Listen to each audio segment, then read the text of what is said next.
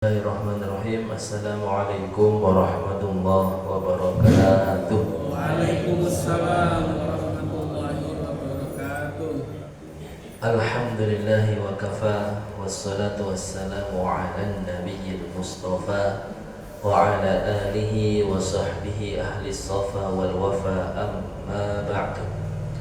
Bapak Ibu jamaah salat subuh mushola Al-Ittihad yang kami hormati dan kami muliakan, kita bersyukur kepada Allah Subhanahu wa taala atas limpahan nikmat dan karunia-Nya, terlebih nikmat iman dan Islam, kesehatan jasmani dan rohani, sehingga pada pagi hari ini kita dapat bersujud kepadanya secara jamaah dan bisa duduk bersama di sini dalam majelis ilmu yang insyaallah ada keberkahan dan manfaatnya. Amin. Salawat dan salam kepada Nabi Muhammad sallallahu alaihi wasallam. Semoga kita senantiasa dapat mengikuti jejak langkah dan suri tauladan serta ajaran-ajarannya.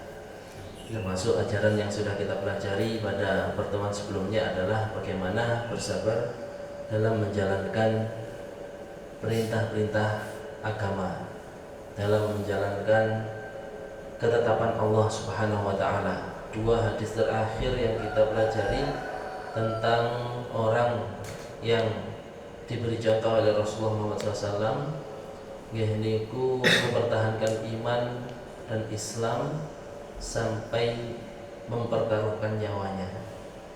Masih ingat nggih? Napa contohnya dua orang yang diapakan minggu kemarin itu? An-Nasyir sampai Sampai yang diberi contoh itu, yang digergaji kepalanya sama disureni dengan sisir dari besi sampai tembus tengkoraknya, tapi tidak membuatnya murtad. Terus yang hadis sebelumnya tentang wanita yang terkena penyakit epilepsi atau ayan, tapi malu ketika kambuh niku tersingkap auratnya, itu malu sehingga minta pada Rasulullah didoakan agar disembuhkan, tapi memilih sabar tapi tetap dengan berobat. Terus ini diantara ajaran-ajaran Nabi kita Muhammad SAW yang sudah kita pelajari, semoga bisa kita pahami dan kita amalkan.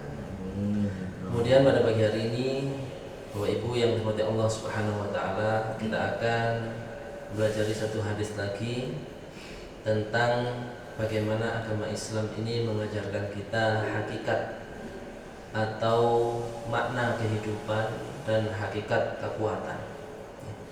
Bahwa agama Islam ini agama yang sempurna dan seimbang. Ini akan kita lebih memahaminya dari hadis yang diriwayatkan oleh Imam Al-Bukhari dan Imam Muslim dari Abu Hurairah. Wa an Abi Hurairah radhiyallahu anhu, dan dari Abu Hurairah Allah ridha kepadanya, anna Rasulullah sallallahu alaihi wasallam qala, sesungguhnya Rasulullah Muhammad sallallahu alaihi wasallam niku bersabda. Napa sabdanipun?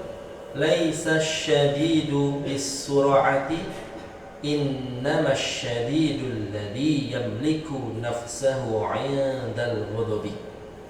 Muttafaqun alaihi. Muttafaqun alaihi niki julukan atau sebutan bagi hadis yang diriwayatkan oleh Imam Al-Bukhari dan Imam Muslim. Napa artinya pun hadis niku?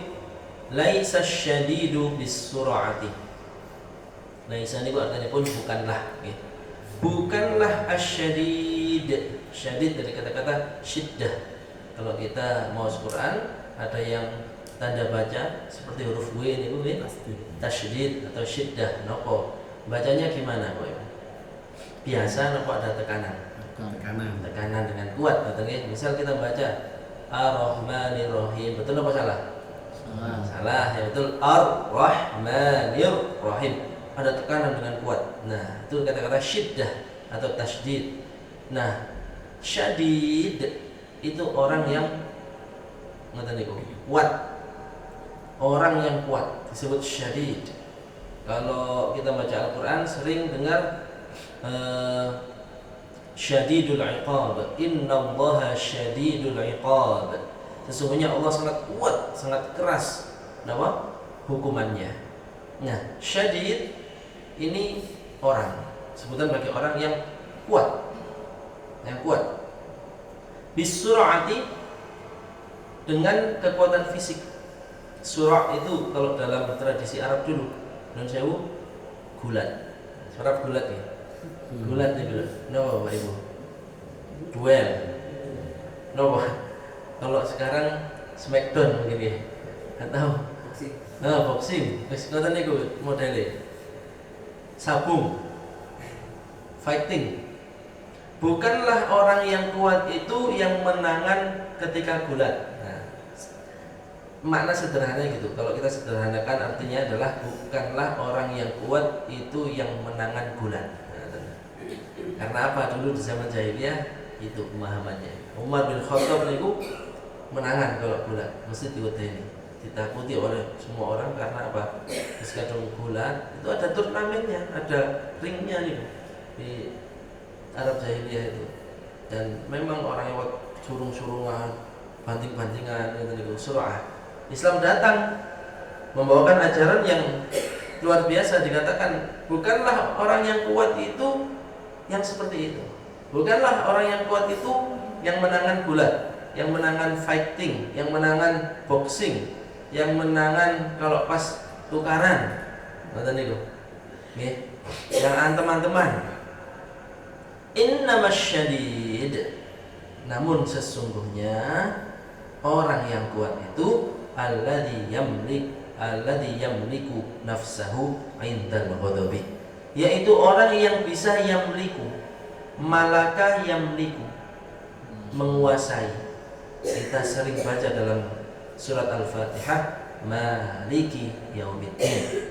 Maliki niku ingkang nguasai, sang penguasa. Penguasa napa? Yaumiddin, hari pembalasan. Nah, Allah disebut maliki yaumiddin dari kata-kata yamliku. Malaka yamliku, malik. Yamliku, sesungguhnya orang yang kuat itu adalah orang yang yamliku, yang dapat menguasai. Siapa? Bukan orang lain ternyata. Bukan musuhnya, tapi nafsahu, dirinya sendiri. Orang yang kuat dalam pandangan Islam adalah yang dapat menguasai dirinya sendiri. Kapan?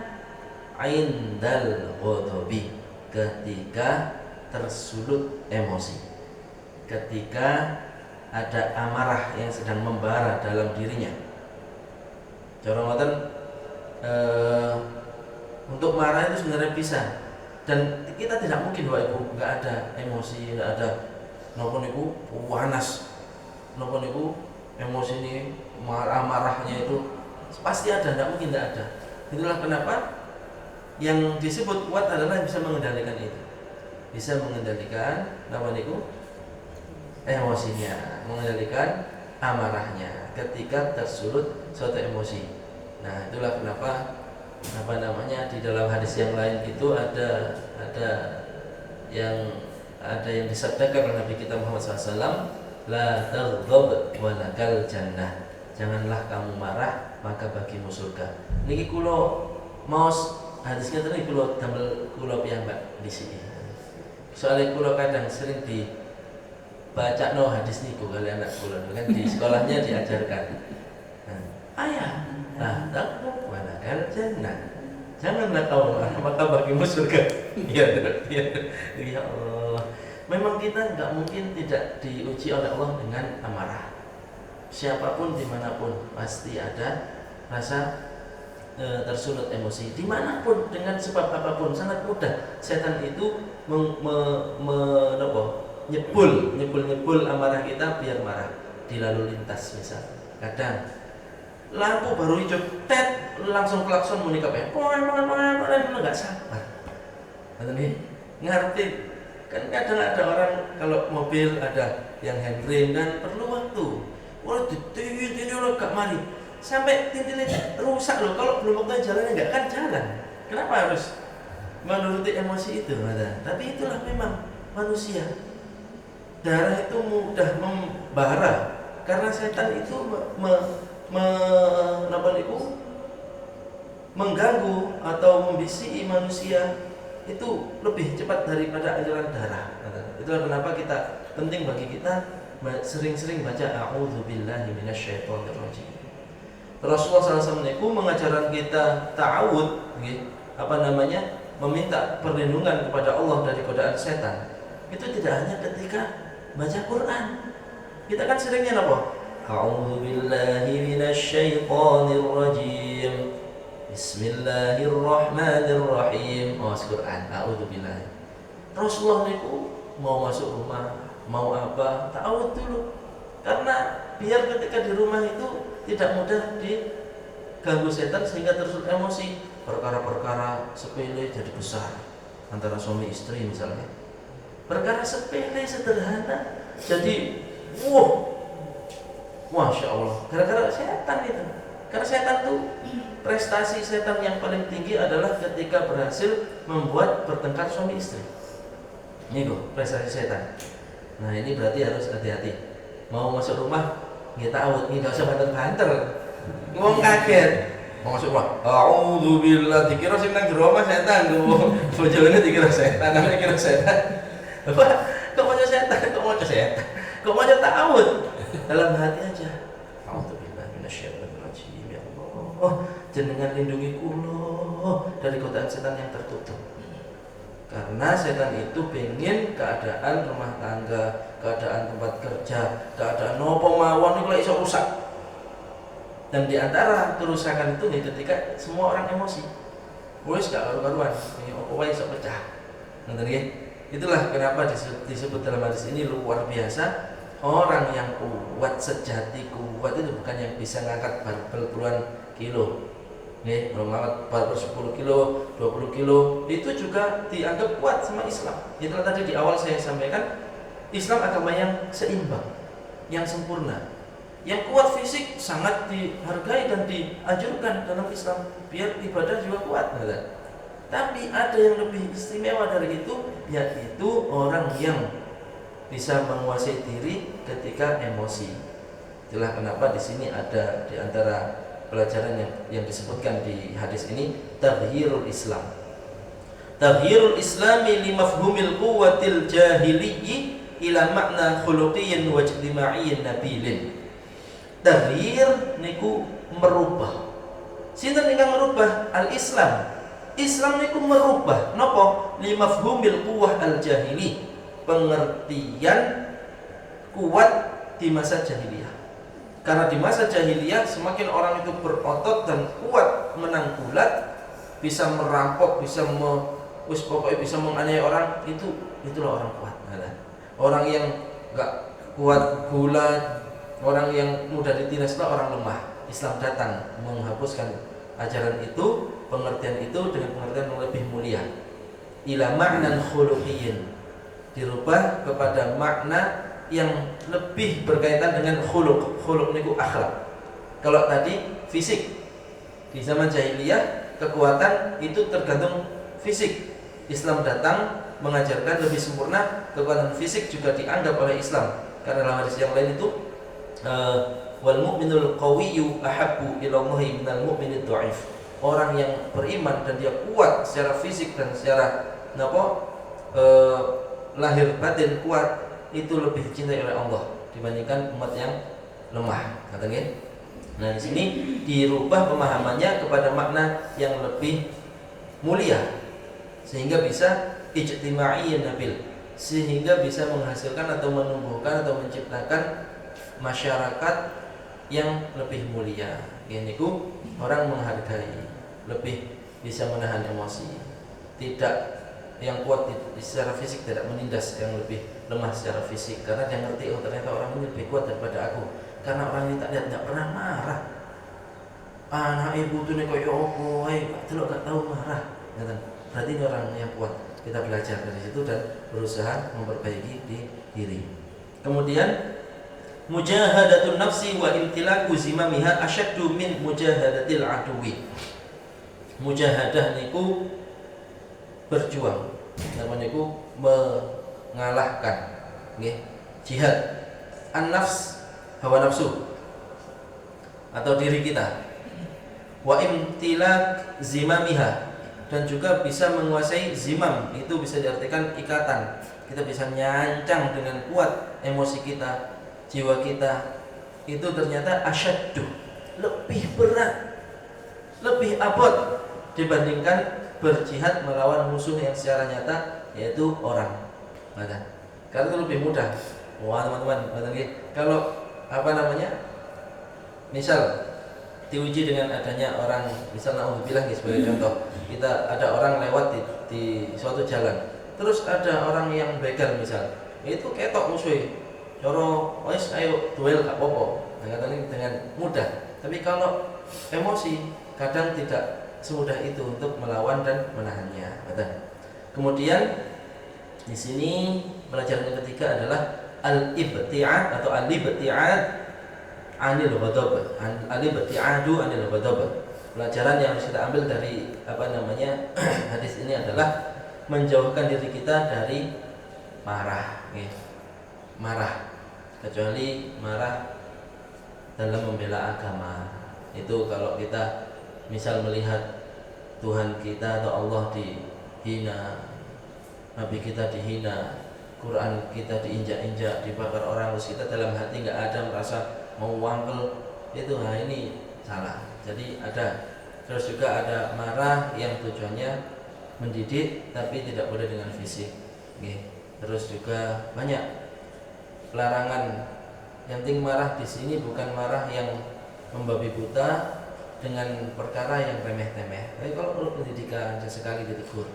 Misal misal kalau seorang pendidik ada, atau orang tua pada anaknya ada, diingatkan 1, 2, 3, boleh menegur, tapi bukan yang membabi buta. Kemudian kenapa kok harus menjauhi amarah ini, menjauhi marah? Lima fihi minal adrar al-jismiyah wan nafsiyah wal ijtimaiyah. Karena di dalam amarah ini, yaitu emosi yang diluapkan sehingga marah ke orang lain, itu ada banyak hal negatifnya. Al-adrar itu bahaya, marah bahaya. Di sini marah bahayanya itu disebutkan tiga lini al-jismiyah untuk fisik, untuk kesehatan badan, wal nafsiyah kesehatan jiwa, wal ijtimaiyah kesehatan sosial.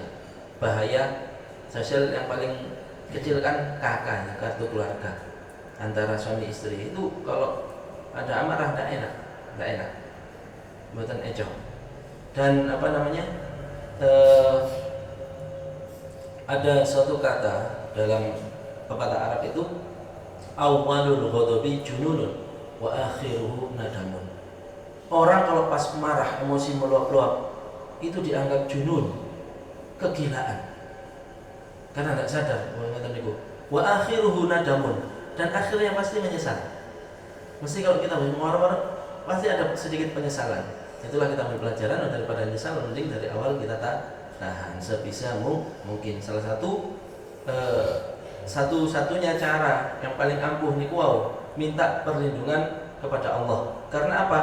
Karena yang bisa melindungi kita dari godaan setan hanyalah Allah. Dan amarah itu adalah bisikan setan. Urutan ingatan. Amarah adalah bisikan setan. Emosi meluap-luap, muring-muring boten karuan, itu adalah bisikan setan. Karena setan ingin kita rusak secara fisik, secara jiwa, dan secara sosial, keluarga. Dan karena yang bisa melindungi kita dari setan hanyalah Allah, maka ta'awudlah obatnya. Amarah itu adalah bisikan setan, dan setan ini hanya bisa dilawan dengan minta perlindungan pada Allah. Maka kalau kita diuji dengan emosi dan amarah yang membara, itu kuncinya adalah minta perlindungan pada Allah SWT.